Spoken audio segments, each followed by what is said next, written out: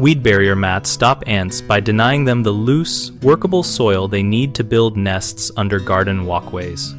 Heavy-duty woven weed barrier mats work because they create a stable, compacted layer that prevents ants from tunneling and nesting directly under paths. Choose a mat rated for foot traffic and UV resistance and anchor it with landscape staples every 2 feet, so edges do not lift where ants can exploit gaps. When installing, remove loose sand or crumbly fill and level the subbase so the mat lies flat. Any voids under the mat become temptation points for colony excavation. Overlap seams by at least 6 inches and seal edges with soil or edging material to block access points along seams. Replace sandy or shifting pathway material with compacted crushed stone or paving over the mat to maintain surface integrity and prevent erosion that exposes the substrate. Supplement this physical barrier by applying organic amendments like sharp sand or coarse gravel beneath the mat to make the interface even less hospitable to ants, and add an above-mat mulch layer to discourage surface foraging.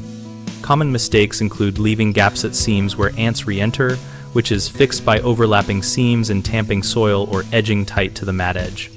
Another issue is using lightweight or non-UV rated fabric that breaks down quickly, so invest in a heavy-duty woven product designed for foot traffic and long-term sun exposure. A third error is installing the mat over unstable or sandy fill without compacting and adding coarse base material, which invites tunneling. Correct this by removing loose sand, compacting the base, and adding a layer of crushed stone or sharp sand before laying the fabric.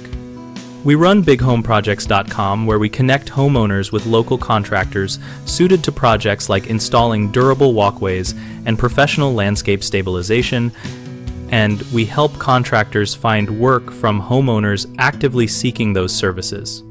We also host a discussion community where we share hands-on tips, installation photos, and troubleshooting advice so we can all learn from real results.